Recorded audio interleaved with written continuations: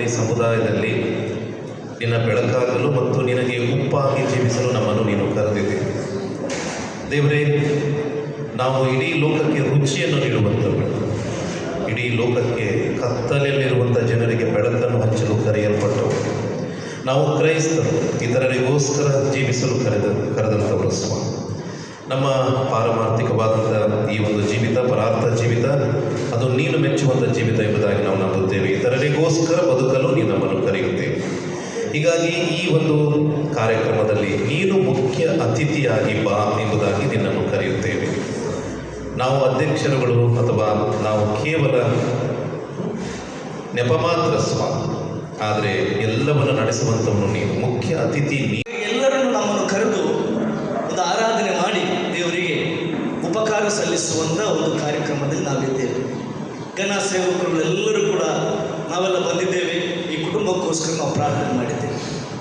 ಈಗ ನನ್ನ ಮನವೇ ಎಂಬುದಾಗಿ ಹೇಳುವಾಗ ದಾವೀದನು ಹೇಳುವಂಥದ್ದು ನನ್ನ ಮನಸ್ಸೇ, ತನ್ನ ಮನಸ್ಸಿಗೆ ಹೇಳುವಂಥ ಮಾತು. ಇವತ್ತು ಮನುಷ್ಯನ ಮನಸ್ಸು ಪ್ರತಿ ಗಳಿಗೆಯಲ್ಲಿ ಕೂಡ ಅದು ಚಂಚಲ, ಅದು ಬೇರೆ ಬೇರೆ ರೀತಿ ಚಿಂತನೆ ಮಾಡ್ತಾ ಇರ್ತಾನೆ.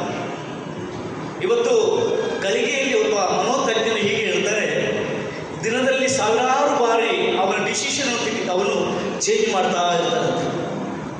ಅವನ ಡಿಸಿಷನ್ ತಗೊಳ್ತಾನೆ, ಅದು ಚೇಂಜ್ ಮಾಡ್ತಾ ಇರ್ತಾನೆ. ಯಾಕಂದರೆ ಮನಸ್ಸು ಸ್ಥಿರವಾಗಿರುವುದಿಲ್ಲ, ಮನಸ್ಸು ಬೇರೆ ಬೇರೆ ಕಡೆಗೆ ತಿರುಗ್ತಾ ಇರ್ತಾನೆ. ಹಾಗಾಗಿ ದಾವೀದನು ನಿಜವಾಗ್ಲೂ ದೇವರ ಉಪಕಾರವನ್ನು ಅವನು ಹೇಳುವಂಥದ್ದು ಬೇರೆಯವರಿಗೆ ಹೇಳ್ತಾ ಇಲ್ಲ, ತನ್ನ ಮನಸ್ಸಿಗೆ ಹೇಳ್ತಾ ಇದ್ದಾನೆ, ನನ್ನ ಮನಸ್ಸೇ ದೇವರ ಉಪಕಾರವನ್ನು ನೀವು ಮರೆಯಬೇಡ ಎಂಬುದಾಗಿ. ದೇವರು ನಮಗೆ ಅನೇಕ ಸಾರ್ತಿ ಒಂದನ್ನು ಮರೆಯುವುದಾಗಿ ಹೇಳಿದ್ರೆ ಮರೆಯಲ್ಲ, ಮರೆತು ಬಿಡ್ತೇವೆ. ದೇವರ ವಾಕ್ಯ ಹೇಳ್ತದೆ, ನೀನು ದೇವರ ಉಪಕಾರವನ್ನು ಮರೆಯಬೇಡ ಅಂತ ಹೇಳಿದರೆ ಅದನ್ನು ಮರೆತು ಬಿಡ್ತೇವೆ. ದೇವರ ವಾಕ್ಯ ಹೇಳ್ತದೆ, ನಿನ್ನ ವೈರಿಗಳನ್ನು ಪ್ರೀತಿಸು, ನಿನ್ನ ವೈರಿಗೋಸ್ಕರ ನೀನು ಪ್ರಾರ್ಥನೆ ಮಾಡು, ಅವರನ್ನು ಕ್ಷಮಿಸು ಎಂಬುದಾಗಿ ದೇವರ ವಾಕ್ಯ ಹೇಳಿದರೆ ಅವರು ಮಾಡಿದ ತಪ್ಪುಗಳನ್ನು ನಾವು ಕ್ಷಮಿಸುವುದೇ ಇಲ್ಲ. ದೇವರು ಮರೆತು ಬಿಡಿದನು. ನಿನ್ನ ಜೀವಮಾನದಲ್ಲಿ ಅದನ್ನು ನೀನು ಯಾವತ್ತೂ ನೆನಪಿಗೆ ತರಬೇಡ. ನಿನಗೆ ಯಾರಾದರೂ ತಪ್ಪು ಮಾಡಿದರೆ ಅದು ನೆನಪಿಗೆ ತರಬೇಡ ಎಂಬುದಾಗಿ ದೇವರ ವಾಕ್ಯ ಹೇಳಿದರೆ ನಾವೇನು ಮಾಡ್ತೇವೆ? ಜೀವನ ಕಾಲ, ಇಡೀ ಜೀವನದಲ್ಲಿ ಅದನ್ನು ಮನಸ್ಸಿನಲ್ಲಿ ಇಟ್ಟುಕೊಂಡು ನಾವು ಜೀವಿಸ್ತೇವೆ. ಇದರಲ್ಲಿ ದೇವರು ಯಾವತ್ತೂ ಸಂತೋಷ ಪಡ್ತಾರೆ. ಯಾಕೆ ದಾವೀದನು ದೇವರು ಉನ್ನತ ಸ್ಥಾನಕ್ಕೆ ತಂದಂತೆ ಅಂತ ಹೇಳಿದರೆ, ಅವನ ಜೀವನದಲ್ಲಿ ಯಾರನ್ನೂ ಕೂಡ ಹೆಚ್ಚಾಗಿ ಅವನು ಕ್ಷಮಿಸಿ ಜೀವಿಸಿದ. ದೇವರ ಕೃಪೆಯನ್ನು ಆತನು ಏನು ಮಾಡಿದ ಅಂತ ಹೇಳಿದರೆ, ಆತನು ಆತುಕೊಂಡು ಜೀವನ ಮಾಡಿದ. ತನ್ನ ಮೇಲೆ ಅವನಿಗೆ ಭರವಸೆ ಅಲ್ಲ, ಅವನಿಗಿದ್ದ ಭರವಸೆ ದೇವರ ಮೇಲೆ. ಯಾವ ವ್ಯಕ್ತಿಗೆ ದೇವರ ಮೇಲೆ ಭರವಸೆ ಇರ್ತದೋ ಅವನು ಈ ಲೋಕದಲ್ಲಿ ಕ್ಷಮಿಸಿಕೊಂಡು ಜೀವಿಸ್ತಾನೆ, ಕ್ಷಮಿಸಿಕೊಂಡು ಜೀವಿಸ್ತಾನೆ. ನಾನಿವತ್ತು ನಮ್ಮ ಕ್ರೈಸ್ತ ಸಮಾಜದ ಬೇರೆಯವರ ಬಗ್ಗೆ ಹೆಚ್ಚು ಮಾತಾಡೋದಕ್ಕಿಂತ ನಮ್ಮ ಸಮುದಾಯದ ಬಗ್ಗೆ ಹೆಚ್ಚು ಮಾತಾಡಿಸಿ ಚೆನ್ನಾಗಿದೆ. ನಮ್ಮ ಸಮುದಾಯದಲ್ಲಿ ನೋಡುವಾಗ ಒಬ್ಬರನ್ನು ಕಂಡ್ರೆ ಒಬ್ಬರಿಗಾಗಲ್ಲ, ಯಾಕೆ ಗೊತ್ತಾಗ್ತದೆ, ಯಾರು ಯಾರಿಗೂ ಏನು ಮಾಡಿರಲ್ಲ. ಅದು ಯಾಕೆ ಈ ರೀತಿ ಆಗ್ತಾ ಇದೆ? ಯೇಸು ಸ್ವಾಮಿ ನಮಗೆ ಕಲಿಸಿರುವಂಥ ಒಂದು ಆಜ್ಞೆ ಅಂದರೆ, ನೀವು ಒಬ್ಬರಿಗೊಬ್ಬರು ಪ್ರೀತಿ ಮಾಡಿ ಜೀವಿಸಬೇಕು.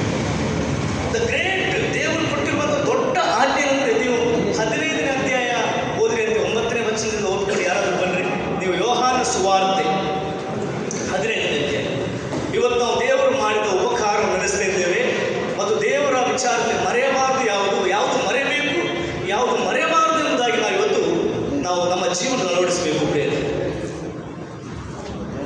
ಯಾರು ಓದ್ತೀರಿ? 15ನೇ ಅಧ್ಯಾಯ 9ನೇ ವಚನ ಇರಬೇಕು, ದಯಮಾಡಿ.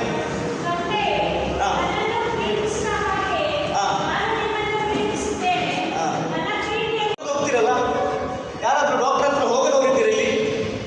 ಎಲ್ಲರೂ ಡಾಕ್ಟರ್ ಹತ್ರ ಹೋಗಿದ್ದೀರಾ? ಓಕೆ. ಏನಾದರೂ ಜ್ವರ ಅಂದರೆ ನಾವು ಹೋಗ್ತೇವೆ. ಏನಾದ್ರು ಜ್ವರ ಅಂತೇಳಿ ಹೋದರೆ ಡಾಕ್ಟರ್ ನಮ್ಮನ್ನು ಟೆಸ್ಟ್ ಮಾಡ್ತಾರೆ. ಟೆಸ್ಟ್ ಮಾಡಿ ಏನು ಕೊಡ್ತಾರೆ? ಮೆಡಿಸಿನ್ ಕೊಡ್ತಾರೆ. ಮೆಡಿಸಿನ್ ಕೊಟ್ಟ ಮೇಲೆ ಅವ್ರು ಹೇಳ್ತಾರೆ, ಬೆಳಿಗ್ಗೆ ಮಧ್ಯಾಹ್ನ ಸಂಜೆ 3 ಹೊತ್ತು ತಗೊಳ್ಬೇಕು. ತಗೊಂಡ್ರೆ 3 ದಿನದಲ್ಲಿ ನಿನ್ನ ರೋಗ ಗುಣ ಆಗಿ ಹೋಗ್ತದೆ. ನಾವೇನು ಮಾಡ್ತೇವೆ? ಬೆಳಿಗ್ಗೆ ಬಂದು ಸರಿ ಮೆಡಿಸಿನ್ ಓದ್ತೇವೋ, ಇದು ಜ್ವರ ಹೋಗ್ತದೆ ಅಂತೆ, ಆಗಿರ್ತೇವೆ. ಜೀವಿಸಿ ಜನರಿಗೆ ಒಳ್ಳೆಯದನ್ನು ಮಾಡಬೇಕು ಮತ್ತು ನಾವು ಕೂಡ ಜನತೆ ಜೊತೆಗೆ ಇರಬೇಕು ಅಂತಕ್ಕಂಥದ್ದನ್ನು ಸಂಪೂರ್ಣವಾಗಿ ಅವರು ತಮ್ಮ ಮುಂದೆ ಹೇಳಿದ್ದಾರೆ. ನಾವೆಲ್ಲರೂ ಕೂಡ ಮನುಷ್ಯರಾಗಿ ಹುಟ್ಟಿದ್ದೇವೆ. ಮನುಷ್ಯರಾಗಿ ಹುಟ್ಟೋದೇ ಕಷ್ಟ. ಈ ಭೂಮಿ ಮೇಲೆ, ಈ ಭೂಮಿ ಮತ್ತು ನೀರಿನ ಮೇಲೆ ಸಾವಿರಾರು ಜೀವಿಗಳು ಇದೆ, ನಮಗೆಲ್ಲರೂ ಕೂಡ ಗೊತ್ತಿದೆ. ಅದರಲ್ಲೂ ಕೂಡ ಮನುಷ್ಯನ ಜೀವ ಇದೆಯಲ್ಲ, ಅದು ತುಂಬ ಪ್ರಾಮುಖ್ಯತೆವಾಗಿರ್ತಕ್ಕಂಥದ್ದು.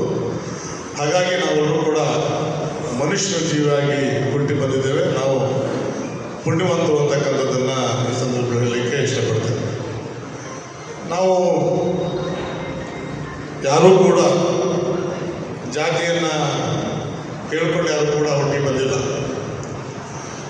ಹುಟ್ಟಿ ಬಂದ ನಂತರ ಗೊತ್ತಾಯಿತು ಆಯಾ ಜಾತಿಯಲ್ಲಿ ನಾವು ಹುಟ್ಟಿ ಬಂದಿದ್ದೇವೆ ಅಂತ ಹೇಳಿ.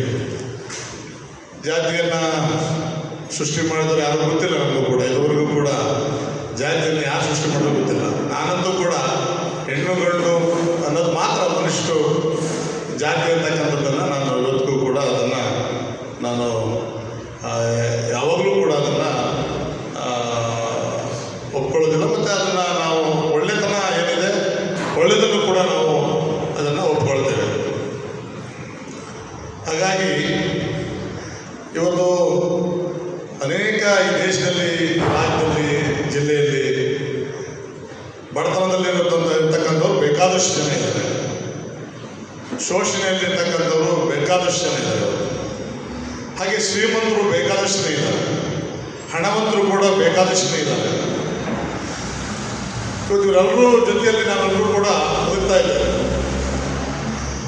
ಬದುಕುವ ರೀತಿಯನ್ನು ನಾವೆಲ್ಲರೂ ಕೂಡ ಕಲಿಬೇಕು. ಹೇಗೆ ಬದುಕಬೇಕು, ನಾವು ಹೇಗೆ ಜೀವನವನ್ನು ಮಾಡಬೇಕು ಅಂತೇಳಿ. ನಮ್ಮ ಜೀವನದಲ್ಲಿ ಕಷ್ಟ ಸುಖಗಳು ಎಲ್ಲವೂ ಕೂಡ ಬರುತ್ತೆ. ಎಲ್ಲರೂ ಕೂಡ ಕಷ್ಟ ಇದ್ದೇ ಇರುತ್ತೆ. ಆ ಕುಟುಂಬದಲ್ಲಿ ಯಾರಿಗೂ ಕೂಡ ಕಷ್ಟ ಇಲ್ಲ ಅಂತ ಇಲ್ಲ. ಒಬ್ಬ ದೊಡ್ಡ ಶ್ರೀಮಂತರಿಗೂ ಕೂಡ ಕಷ್ಟ ಇರುತ್ತೆ, ಒಬ್ಬ ವಿಜ್ಞಾನಿಗೂ ಕೂಡ ಕಷ್ಟ ಇರುತ್ತೆ, ಒಬ್ಬ ಡಾಕ್ಟ್ರಿಗೂ ಕೂಡ ಕಷ್ಟ ಇರುತ್ತೆ, ಒಬ್ಬ ರಾಜಕಾರಣಿಗೂ ಕೂಡ ಕಷ್ಟ ಇರುತ್ತೆ. ಹೀಗೆ ಅನೇಕ ರೀತಿಯ ಮನುಷ್ಯನಿಗೆ ಕಷ್ಟ ಇರುತ್ತೆ. ಅದನ್ನು ನಾವು ಆ ಕುಟುಂಬದಲ್ಲಿ ನಾವು ಜೊತೆಯಲ್ಲಿ ಇದ್ದು ಆ ಕಷ್ಟಗಳನ್ನು ನಿಭಾಯಿಸಿಕೊಂಡು ಹೋಗಿ ಜನರಿಗೆ ಸಹಾಯ ಮಾಡ್ತಕ್ಕಂಥ ಮನೋಭಾವನೆಯನ್ನು ಇಟ್ಕೊಂಡ್ರೆ ನಾವು ಹೆಚ್ಚು ಜನರ ಜೊತೆಯಲ್ಲಿ ಇದ್ದು ಜನರ ಏನು ಅವರ ಭಾವನೆಗಳಿದ್ದಾವೆ ಅದರ ಜೊತೆಯಲ್ಲಿ ನಾವೆಲ್ಲರೂ ಕೂಡ ಹೋಗ್ಬೋದು. ಡಾಕ್ಟರ್ ಬಾಬಾ ಸಾಹೇಬ್ ಅಂಬೇಡ್ಕರ್ ಅವರು ಈ ದೇಶದಲ್ಲಿ ಅವರು ಒಬ್ಬ ದಲಿತ ಜನಾಂಗದಲ್ಲಿ ಹುಟ್ಟಿ ಬಂದವರು. ತಮಗೆಲ್ಲರೂ ಕೂಡ ಗೊತ್ತಿದೆ ಅವರ ಜೀವನದಲ್ಲಿ ಎಷ್ಟೆಲ್ಲ ಕಷ್ಟ ಆಯಿತು, ಎಷ್ಟೆಲ್ಲ ನೋವುಗಳನ್ನು ಅನುಭವಿಸಿದರು. ಇಲ್ಲಿನ ಜನ, ಮೇಲ್ವರ್ಗದ ಜನ, ಅವರು ನಮ್ಮನ್ನು ತುಳಿಲಿಕ್ಕೆ ಎಷ್ಟು ಪ್ರಯತ್ನವನ್ನು ಪಟ್ಟರು. ಆದರೆ ಅಂಬೇಡ್ಕರ್ ಅವರು ಎಲ್ಲೂ ಕೂಡ ಅದನ್ನು ದ್ವೇಷವನ್ನು ಎಲ್ಲೂ ಕೂಡ ಮಾಡಲಿಲ್ಲ. ಆದರೆ ನಾನು ಯಾರು ದ್ವೇಷ ಮಾಡ್ತಾ ಇದ್ದಾರೋ, ನಮಗೆ ಯಾರು ಹೀಯಾಳಿಸ್ತಾ ಇದ್ದಾರೋ, ನಮ್ಮ ಜನಾಂಗವನ್ನು ಕಡೆಯಲ್ಲಿ ನೋಡ್ತಾ ಇದ್ದಾರೋ ಅದಕ್ಕೆ ಸರಿಯಾದ ರೀತಿಯಲ್ಲಿ ಉತ್ತರವನ್ನು ನಾನು ಕೊಡಬೇಕು ಅಂತ ಹೇಳಿ ಅವರು ಹೋರಾಟಕ್ಕೆ ನಿಲ್ತಾರೆ. ಮೊದಲನೇ ಹೋರಾಟನೇ ವಿದ್ಯಾಭ್ಯಾಸವನ್ನು ಶುರು ಮಾಡ್ತಾರೆ. ನಾನು ವಿದ್ಯಾಭ್ಯಾಸದಿಂದ ಮಾತ್ರ ಇವರಿಗೆಲ್ಲರೂ ಕೂಡ ಉತ್ತರ ಕೊಡಲಿಕ್ಕೆ ಸಾಧ್ಯ ಆಗುತ್ತೆ, ಇಲ್ಲ ಅಂತ ಹೇಳಿದ್ರೆ ಸಾಧ್ಯ ಆಗೋದಿಲ್ಲ ಅಂತೇಳಿ. ಹಾಗಾಗಿ ಅವರು ವಿದ್ಯಾಭ್ಯಾಸವನ್ನು ಮಾಡ್ತಾರೆ. ಯಾರ್ಯಾರು ಕೈಕಾಲುಗಳನ್ನು ಹಿಡಿದು ಹೋಗಿ ವಿದ್ಯಾಭ್ಯಾಸವನ್ನು ಕಲಿತಾರೆ. ತಮಗೆಲ್ಲರೂ ಕೂಡ ಗೊತ್ತಿದೆ ಕತೆ. ನಿಜವಾದ ಜೀವನದ ಅವರ ಎಲ್ಲ ವಿಚಾರಗಳು ತಮಗೂ ಕೂಡ ಗೊತ್ತಿದೆ. ಬೇರೆ ಬೇರೆ ದೇಶಕ್ಕೆ ಹೋಗಿ, ಬೇರೆ ಬೇರೆ ರಾಜ್ಯಕ್ಕೆ ಹೋಗಿ, ಬೇರೆ ಬೇರೆ ಕಡೆ ಹೋಗಿ ಓದ್ತಾರೆ. ಅಲ್ಲೂ ಕೂಡ ಅವರಿಗೆ ಓದಲಿಕ್ಕೆ ಬಿಡೋದಿಲ್ಲ, ಅಲ್ಲೂ ಕೂಡ ಕಷ್ಟಪಡ್ತಾರೆ. ಹೀಗೆ ಅವರು ಓದುವ ಸಂದರ್ಭದಲ್ಲಿ ಓದಿಕೊಂಡು ಎಲ್ಲ ಬಂದ ನಂತರ ಇರ್ಬೋದು. ಆದರೆ ನಮ್ಮ ಜೊತೆಯಲ್ಲಿ ಶ್ರೀಮಂತರು ಕೂಡ ಇರ್ಬೋದು, ಹೆಚ್ಚು ದುಡಿಮೆ ಮಾಡ್ತಕ್ಕಂಥ ಶಕ್ತಿ ನನಗಿರ್ಬೋದು, ಹೆಚ್ಚು ನನಗೆ ಹಣ ಸಂಪತ್ತು ಎಲ್ಲವೂ ಕೂಡ ಗಳಿಸ್ತಕ್ಕಂಥ ಶಕ್ತಿ ನನಗಿರ್ಬೋದು. ಆದರೆ ನಮ್ಮ ಪಕ್ಕದಲ್ಲಿರ್ತಕ್ಕಂಥವರು, ಇನ್ನು ಪಕ್ಕದ ಹಳ್ಳಿಯಲ್ಲಿರ್ತಕ್ಕಂಥವರು, ಸಾಲ ತಾಲೂಕಿನ ಅನೇಕ ಕಡೆ ಇರ್ತಕ್ಕಂಥವರು ತುಂಬ ಬಡತನದಲ್ಲಿರ್ತಾರೆ, ತುಂಬ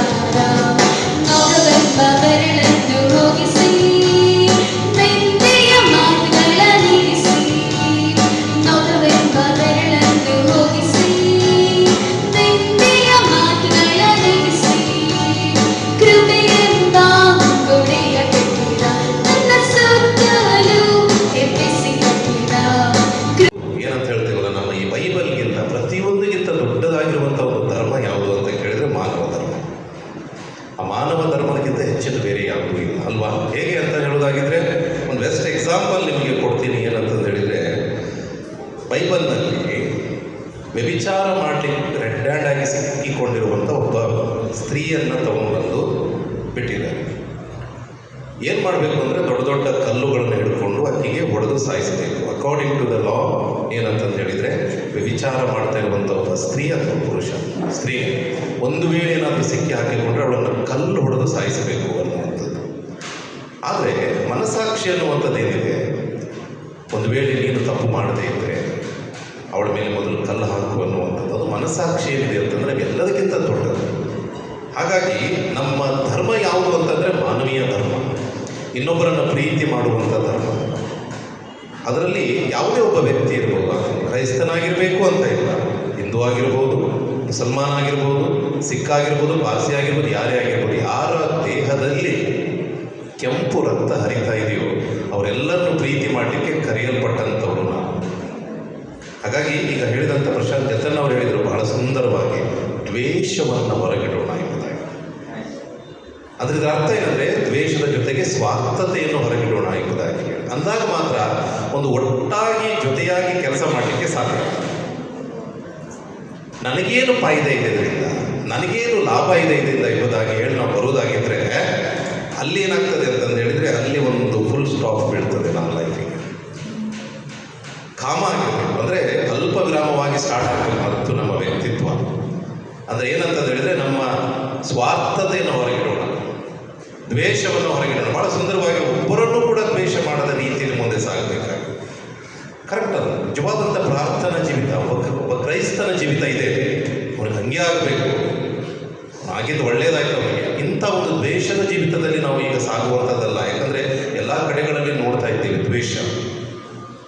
ಮೊನ್ನೆ ದಿನದಲ್ಲಿ ಪ್ರತಿಯೊಂದು ಒಂದು ಮರ್ಡರ್ನ ನನಗೆ ವಾಟ್ಸಪ್ ಮಾಡಿದರು. ಯಾವ ರೀತಿ ಒಂದು 19 ವರ್ಷದ ಮಕ್ಕಳು ಒಂದು ಚಿಕ್ಕ ಊರಿನಲ್ಲಿ ನಿಂತುಕೊಂಡು ಮರ್ಡರ್ ಮಾಡ್ತಾರೆ ಅನ್ನೋದು ಯಾವ ರೀತಿ ದ್ವೇಷವನ್ನು ಹುಟ್ಟಿಸ್ಕೊಂಡಿದೆ ಈಗ ಅವರ ಮನಸ್ಸಿನಲ್ಲಿ. ಹಾಗಾದರೆ ನಾವು ಏನು ಕೊಡಲಿಕ್ಕೆ ಹೋಗ್ತಾ ಇದ್ದೀವಿ ಇವತ್ತಿನ ದಿನಮಾನಗಳಲ್ಲಿ? ದ್ವೇಷವನ್ನೇ ಬಿತ್ತಲಿಕ್ಕೆ ಹೋಗ್ತಾ ಇದ್ದೀವಾ? ಅಲ್ಲ, ನಾವು ಹೋಗ್ತಾ ಇರೋದು ಪ್ರೀತಿಯನ್ನು ಬಿತ್ತಲಿಕ್ಕೆ. ಹಾಗಾಗಿ ಒಬ್ಬ ಕ್ರೈಸ್ತ ಸಮಾಜ ಇವತ್ತು ಜಗತ್ತು ನಮ್ಮನ್ನು ಹೇಗೆ ನೋಡ್ತಾ ಇದೆ ಅನ್ನೋದು ಬೇಕಾಗಿಲ್ಲ ನಮಗೆ. ಆದರೆ ನಾವು ಕೊಡಬೇಕಾಗಿರೋದಿಲ್ಲ. ಅವನು ನನ್ನನ್ನು ದ್ವೇಷ ಮಾಡ್ತಾನೆ, ಮಾಡಿ, ಆದರೆ ಅವನಿಗೆ ನಾನು ಕೊಡಬೇಕಾಗಿರೋದು ಪ್ರೀತಿನೇ. ಅವನಿಗೆ ನಾನು ಕೊಡಬೇಕಾಗಿರೋದು ದ್ವೇಷ ಅಲ್ಲ, ಅವನಿಗೆ ನಾನು ಕೊಡಬೇಕಾಗಿರೋದು ಸೇವೆನೇ. ಅವನಿಗೆ ನಾನು ಕರೆಯಲ್ಪಟ್ಟಂಥ ಉದ್ದೇಶನೇ ಸೇವೆ. ಅಂಥ ಒಂದು ಕೆಲಸಕ್ಕೋಸ್ಕರ ನಾವು ಬಂದಿದ್ದೀವಿ. ಹಾಗಾಗಿ ಜೊತೆಯಾಗಿ ಸಾಗೋಣ, ಒಟ್ಟಾಗಿ ಸಾಗೋಣ, ಅಂದ್ರೆ ಮಾತ್ರ ಬೆಳವಣಿಗೆ. ಯಾಕಂದರೆ ನನ್ನ ಮನೆಗೆ ಕಲ್ಲು ಹೊಡೆಯುವಾಗ ನಿಂತ್ಕೊಂಡು ನೋಡಿಕೊಂಡು ಅವನ ಮನೆ ಕಲ್ಲು ಬಿದ್ದ ಪಾಸ್ಟರಿಗೆ ಅಂತ ನಾಳೆ ನಿಮ್ಮ ಮನೆಗೂ ಕೂಡ ಕಲ್ಲು ಬೀಳ್ತದೆ. ಹಾಗಾಗಿ ಪ್ರತಿಯೊಂದಕ್ಕೂ ಜೊತೆಯಾಗಿ ನಿಂತು ಕೆಲಸ ಮಾಡುವುದಾಗಿದ್ದರೆ ಮಾತ್ರ ನಾವು ದೇವರ ರಾಜ್ಯದ ಮಹಿಮೆ ಮತ್ತು ದೇವರಿಗೆ ಸಾಕ್ಷಿಯನ್ನು ಕೊಡಲಿಕ್ಕೆ ಸಾಧ್ಯ. ಇಲ್ಲಿ ಯಾರಿಗೂ ಸ್ವಾರ್ಥತೆ ಇಲ್ಲ. ಪ್ರತಿಯೊಬ್ಬರಿಗೂ ನಾನು ಅದೇ ಫಸ್ಟ್ ಹೇಳಿದಂಥ ಮಾತು, ಇಲ್ಲಿ ಸ್ವಾರ್ಥತೆಗಿಂತ ದ್ವೇಷದಕ್ಕಿಂತ ಬೇಕಾಗಿರೋದೆಂದರೆ ದೇವರ ನಾಮದ ಮಹಿಮೆ. ಹಾಗಾಗಿ ನನ್ನ ಸಹೋದರ ಮತ್ತು ಸಹೋದರಿ, ಈಗ ನಾವು ಬಂದಂಥ ಒಂದು ಒಳ್ಳೆಯ ಉದ್ದೇಶ, ಒಂದು ಕೃತಜ್ಞತಾ ಜೀವಿತವೂ ಕೂಡ ಇದೆ. ನನ್ನ ದೇವರು ನಮ್ಮ ಜೀವನದಲ್ಲಿ ಅದ್ಭುತವನ್ನು ಮಾಡಿದ್ದಾನೆ ಎಂಬುದಾಗಿ ಹೇಳಿ ಅವರು ಕೃತಜ್ಞತೆ ಸಲ್ಲಿಸುವಂಥ ನಿಮಗಿದೆಯೋ ನಮ್ಮ ಕುಟುಂಬ, ಅಯ್ಯನವರ ಕುಟುಂಬ ದೇವರಿಗೆ ಸ್ತೋತ್ರ ಸಲ್ಲಿಸಿರುತ್ತೆ. ಅದೇ ರೀತಿಯಲ್ಲಿ ತಗ್ಗಿಸಿಕೊಂಡು ನಾವು ಮುಂದೆ ಸಾಗೋಣ. ನಿಮ್ಮೆಲ್ಲರನ್ನು ದೇವರ ಆಶೀರ್ವಾದ ಮಾಡಲಿ ಮತ್ತು ನಾವೆಲ್ಲರೂ ಜೊತೆಯಾಗಿ ಸಾಗೋಣ, ಕೈ ಹಿಡ್ಕೊಂಡು ಸಾಗೋಣ.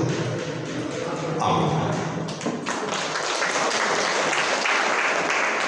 ಈಶ್ವರ ಪಾಶ್ವರ್ ಮುಂದೆ ಬಂದು ಅವರಿಗೆ ಒಂದು ಚಿಕ್ಕದಾದ ಒಂದು ಅನುಭವವನ್ನು ಕೊಡಬೇಕೆಂಬುದಾಗಿ ನಾನು ಕೇಳ್ಕೊಳ್ಳುತ್ತೇನೆ.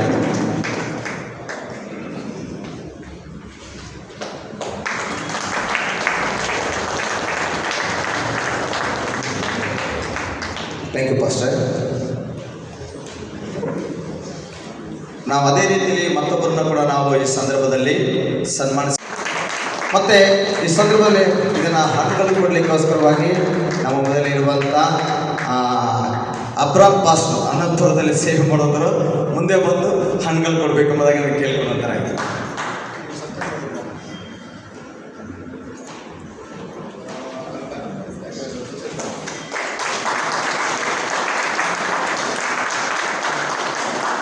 ಸೊ ಅದೇ ರೀತಿಯಲ್ಲಿ ಮತ್ತೊಬ್ಬರನ್ನು ಕೂಡ ನಾವು ಸನ್ಮಾನಿಸೋಣ. ಹೆಣ್ಮಕ್ಕಳನ್ನು ಗೌರವಿಸಬೇಕು, ಪ್ರೀತಿಸಬೇಕು ಮತ್ತು ಅವರನ್ನ ಸನ್ಮಾನಿಸಿಯಿಂದ ಬಂದಂಥ ಸಹೋದರಿ ಸುಮಾ ಅವರು ಮುಂದೆ ಬಂದು ಅವರಿಗೆ ಹಣ್ಣುಗಳನ್ನು ಕೊಡಬೇಕೆಂಬುದಾಗಿ ನಾನು ಪ್ರೀತಿಯಿಂದ ಕೇಳಿಕೊಳ್ಳುವಂತನಾಗಿದೆ.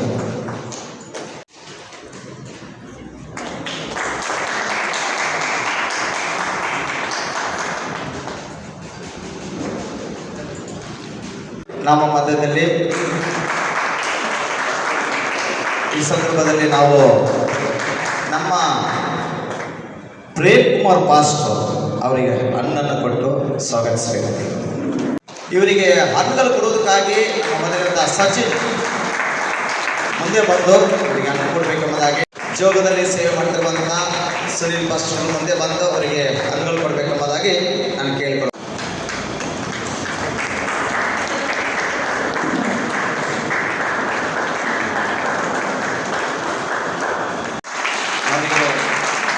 ಒಂದು ಹಣ್ಣಿನ ಕವರನ್ನು ಕೊಡಲಿಕ್ಕಾಗಿ ₹1,000 ಮುಂದೆ ಬರಬೇಕೆಂಬುದಾಗಿ ನಾನು ಪ್ರೀತಿಯಿಂದ ದಯಮಾಡಿ ಬಂದಂಥ ಎಲ್ಲ ಸೇವಕರಲ್ಲಿ ಒಂದು ಮನವಿ ಏನಂದರೆ,